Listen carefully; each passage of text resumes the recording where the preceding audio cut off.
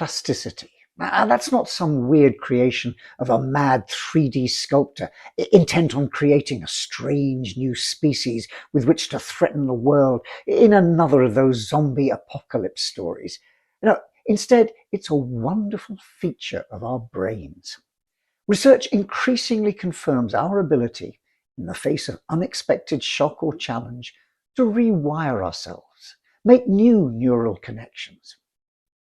Defined as the ability of neural networks in the brain to change through growth and reorganization, it's visible in the ways in which people can recover speech or movement after traumatic brain injury.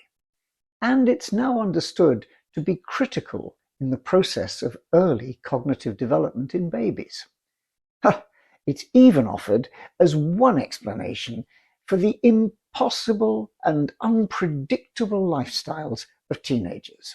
Their penchant for living in bed all day and mooching around may be down to their working hard at the synaptic level to reconstruct their brains.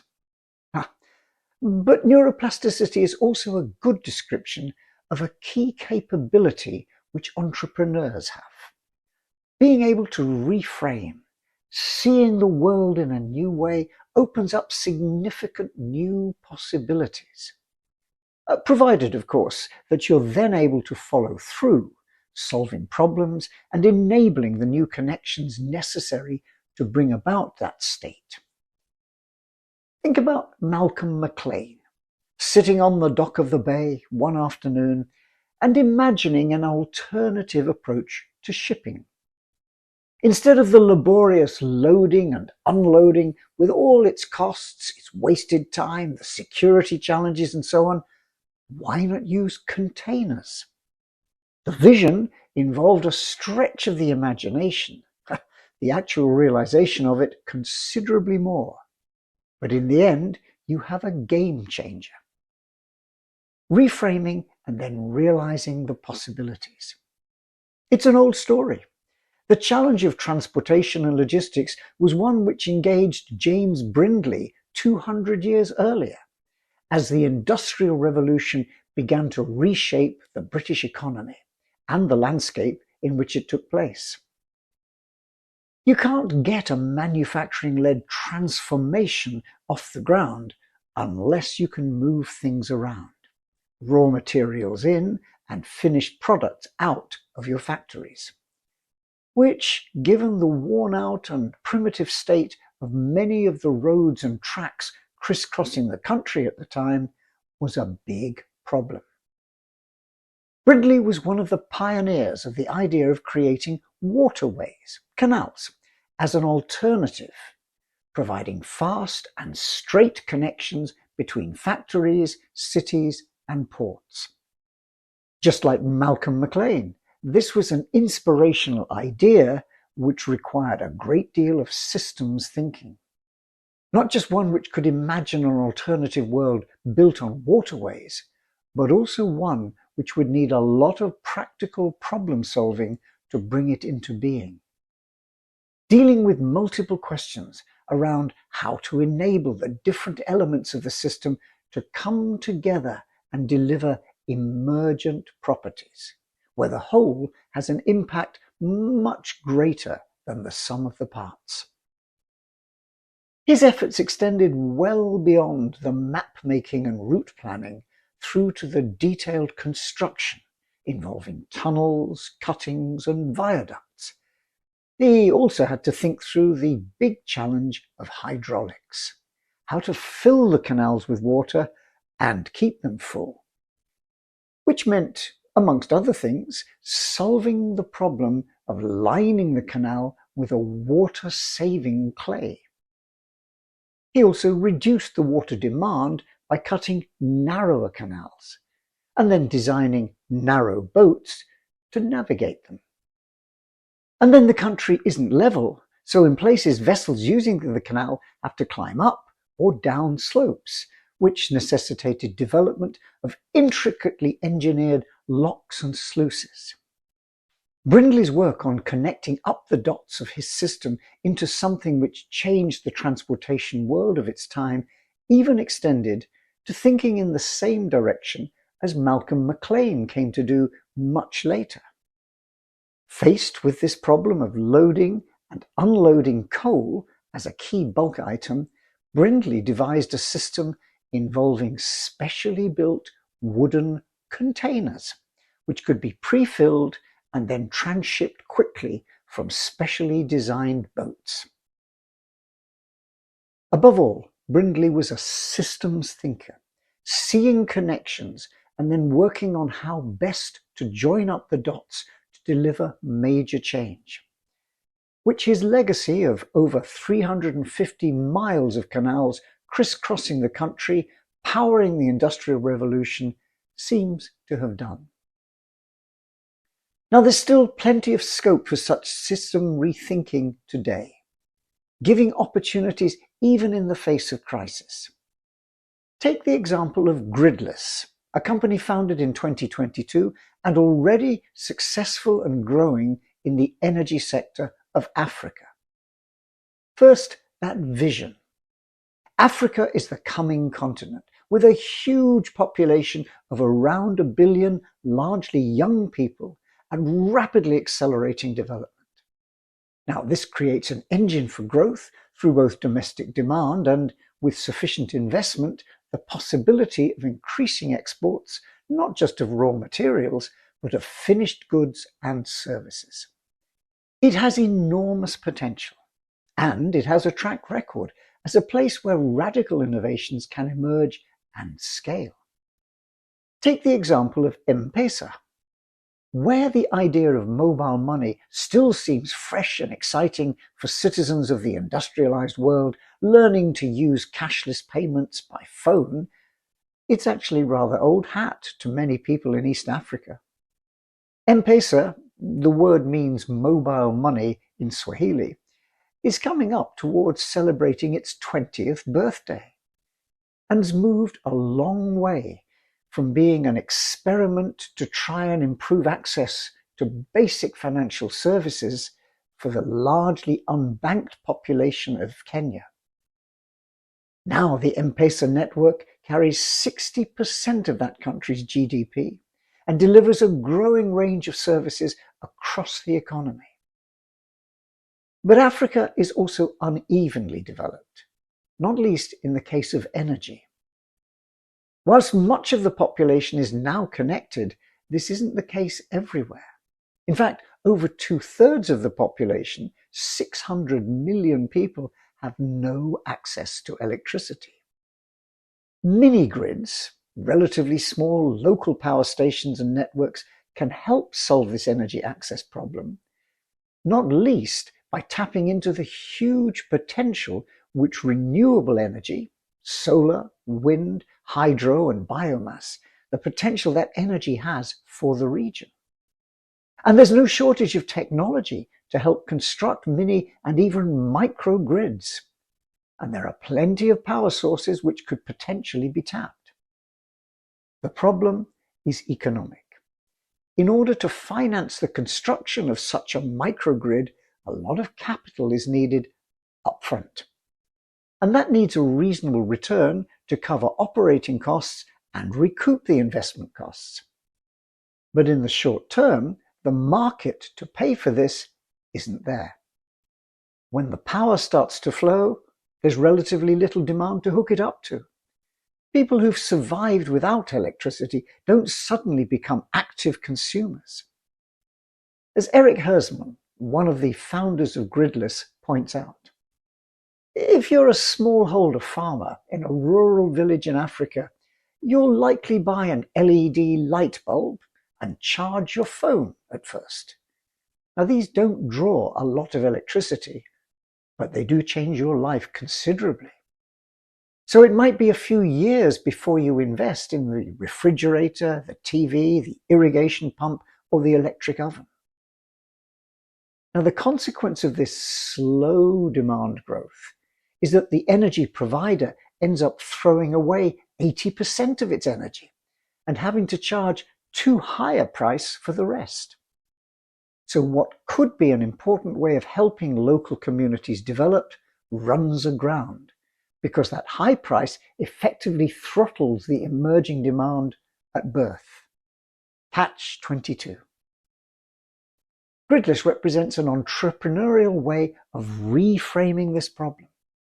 Given such a stalemate, their business model asks a simple question.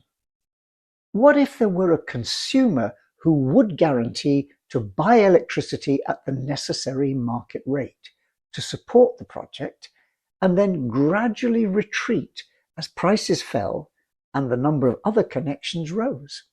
It's a sort of stepping stone approach, essentially a temporary scaffolding to enable an infrastructure to emerge and grow. Using a horticultural metaphor, it's like putting in place a trellis to support an early sapling until the plant is able to survive and thrive on its own. Now that's the vision part of the gridless approach, to help Africa with microgrid development. Their website describes the approach simply as combining small-scale Bitcoin data centers and renewables-based mini-grids.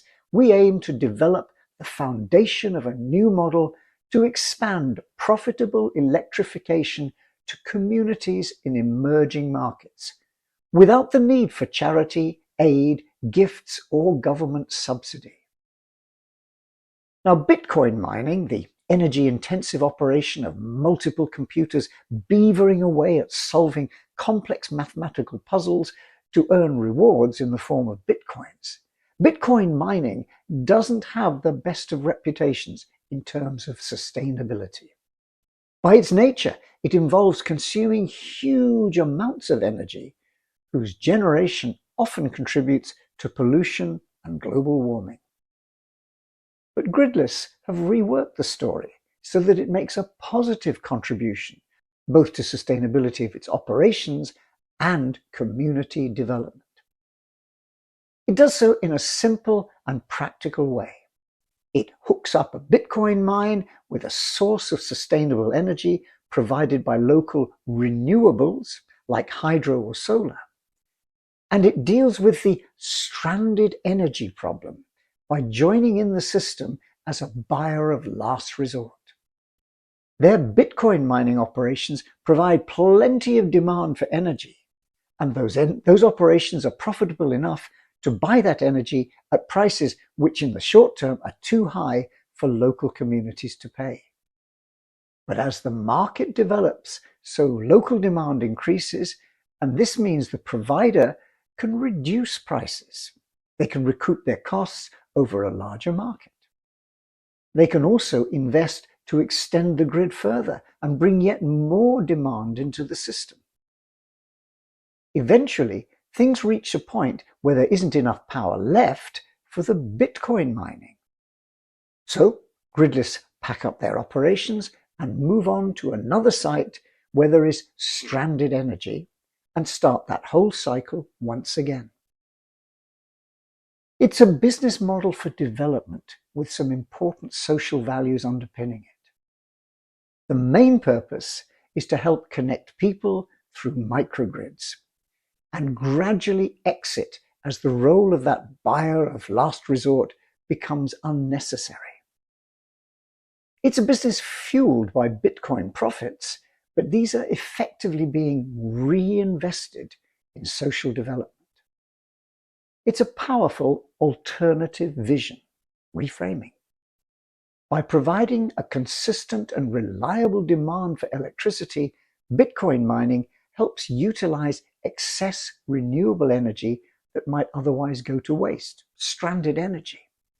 And it unlocks the potential of this stranded renewable energy and contributes to a more sustainable future.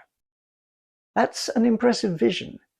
But as Messrs. Maclean and Brindley would tell you, the challenge isn't in creating the vision, it's in realizing it. Visions like these need a lot of different dots to be joined up, a lot of problem solving to make it all work. The gridless solution starts with the idea of being geographically agnostic. In other words, it's mobile. It can be moved anywhere, finding and helping develop microgrids wherever there is stranded energy opportunity. And they do this by putting the Bitcoin mine in a box, literally using a shipping container in a way which would make Malcolm Maclean proud. They move that container close to sources of renewable power, like a microhydro system in Zambia, harvesting the abundant energy from the fast-flowing Zambezi River. But they then worked hard at adapting their technology, computers, power supply, software, to operate in what can still be a challenging set of conditions. Rural Africa is a long way from the clinical, clean environments of Silicon Valley, and Gridless have had to learn to deal with the suite of problems this throws up in order to make their system reliable. For example, air quality. The dust which the wind blows up as it sweeps across the wide plains means you have to be very careful to fit suitable filters to avoid all the expensive electronics grinding to a halt. Ditto the heat. The average temperatures in Kenya hover around 30 degrees Celsius, so there's a big problem in keeping things cool. And then there are the bugs. In 2022, when they set up their first facility, the lights went on and attracted plenty of curious insects. And especially in the rainy season, they flew towards the lights en masse, only to crash into the ventilating fans and eventually jam them. Now, their problems weren't just physical.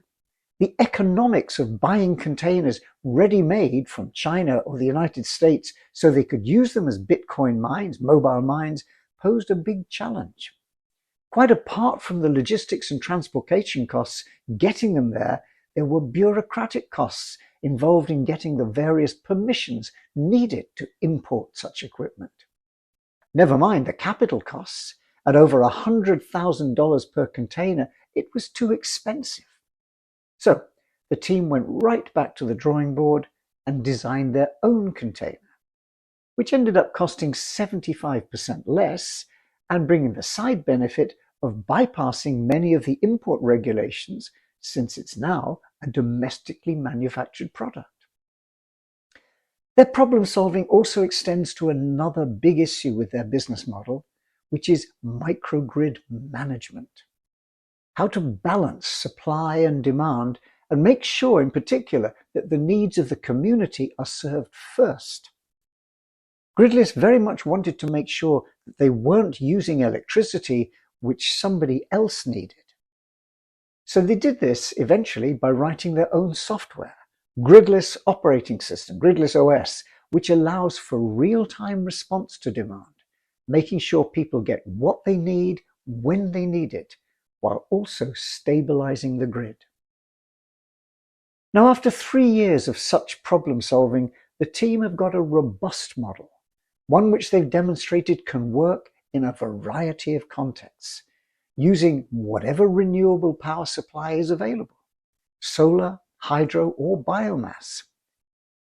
But theirs is primarily a social mission, and so they've codified their experience and can now offer a blueprint for the same kind of model to be used by others to help African development. And it works, not only by connecting people to electric power, but by then extending the range of possibilities which that opens up. After all, once you have power, you can have light, which offers more than just illumination. For example, it allows children to study at night and boosts education. And local services become possible because power enables small-scale facilities to operate and deliver things like healthcare. Businesses can connect better to markets, and small-scale farms and factories can improve their operations and their profitability. And of course, that in turn generates employment. In an interview with Bitcoin magazine, one of the Gridless founders, Janet Maingi, elaborated on this novel approach, which now operates in several countries across Africa, including Kenya, Malawi, and Zambia. She gave the example of a tea factory in the highlands of Kenya in a place called Muranga. As she said, "We partnered with the energy generator in the area, and they were able to give the factory power. Now their facilities are able to support the tea factory, which has two benefits. First of all, tea farmers can bring their tea to the factory, which means it doesn't spoil out on the farms because they can't get it to point B in time. And secondly, this has generated much more employment just by that tea factory becoming an electrified space. Now the potential is huge. As Eric Hirschman points out, just 10%, that's 40 gigawatts of the 400 gigawatts of hydroelectric energy in Africa has been developed. That's just hydro. There's a near unlimited supply of energy to be developed in the one place on Earth that needs it most, Africa. But how to get the plants built to harvest that energy? Despite being home to 17% of the world's population, Africa currently accounts for just 4% of global power supply investment. As he points out, mini-grid business models have traditionally focused on having an anchor client, a single large electricity consumer, like a telecom tower, which consumes the majority of electricity supplied by the mini-grid. The anchor client is the first step in what's sometimes called the ABC strategy: anchor, business, consumers, which supports mini-grid financial sustainability. The model builds on finding an anchor client with a predictable load, and then building and helping develop around that a group of strategically important local businesses that can provide stable demand and promote economic growth in the communities. The last step is residential customers, bringing them in gradually by improving access and generating income from them. Now, over the last 3 years, Gridless has shown that mini-grids can be made profitable, using their model of becoming a geographically agnostic anchor tenant, essentially a mobile buyer of last resort. They've done this on 6 sites in 3 African countries, using the stranded, the wasted energy from hydro, biomass, geothermal, and sometimes solar. And their numbers prove it can be done. They're confident that a return on investment between 5 and 7 years is possible on almost any hydro mini-grid. Now, there's still a lot to be done. Figures from the World Bank estimate that Africa needs 140,000 mini-grids to help electrify the continent. But as of this year, 2025, only 5,000 have been built. That's about 5% of what's required, which opens up a huge opportunity if we can reframe the problem. Back to neuroplasticity. And the key thing about it is it's not an instant process of constructing new neural pathways. Instead, those connections have to be made and then reinforced. Only gradually does the new network become fully operational. Patients who manage to recover movement or speech after a catastrophic neural event like a stroke do so by a mixture of hard work and determination, gradually creating those new pathways and reinforcing them. In the same way, fixing problems like Africa's energy challenge won't happen overnight. It's not going to be simple, and it will need a lot of system-level problem solving, joining up the dots. But just like James Brindley imagining a network of canals, or Malcolm Maclean picturing container routes spanning the world, it starts with an entrepreneurial vision.